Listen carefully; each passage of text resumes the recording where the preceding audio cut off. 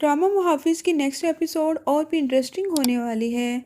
आफताब किसी ना किसी तरह से पता लगवा लेता है कि पारस जिंदा है। वो शदीद गुस्से में आ जाता है, अपनी माँ से कहता है आपको पता है पारस जिंदा है और वो इस वक्त जवार के घर पर है। वो पारस पर अटैक और उसकी मौत सब एक ड्रामा था और ये सब जवार का प्लान था।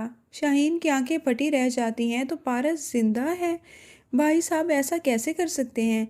इतना बड़ा गेम! आफताब बेहजाद की सारी चालें समझ जाता है।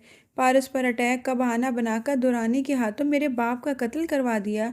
यूँ पारस को भी दुरानी की नज़रों में मरवा दिया और दुरानी के हाथों मेरे बाप का कत्ल करवाकर उसे जेल भेज दिया और हम दोनों को जायदाद से आग कर दिया। अब पारस की शादी जवार से होगी। वो पारस की सारी जायदाद का मालिक बन जाएगा। आफताब गुस्से से खोल उठता है। मैं उस जवार को किसी कीमत पर जिंदा नहीं छोड़ूंगा, चाहे उसके लिए मुझे अपनी जान ही क्यों ना दांव पर लगानी पड़े। आफताब अब अपनी गेम शुरू करता है। सबसे पहले इस बात का पता लगवाया कि वाकई पारस जिंदा है या फिर उसे झूठी खबर दी गई है। इसलिए वो अपने चंद खास आदमी सखर भेजता है, जिन्हें वहां जाकर मालूम होता है कि पारस जिंदा है और वो इस वक्त जवार के घर है।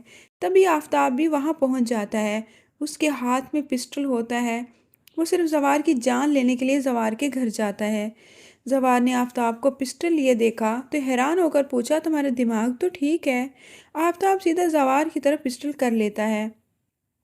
तुमने मेरा बाप मरवा दिया, पारस को मुझसे छीन लिया, बेहजाद मामू को हमसे दूर कर दिया, तुमने हमारा इतना नुकसान कर दिया, मैं तुम्हें एक मिनट भी जिंदा नहीं छोड़ूंगा।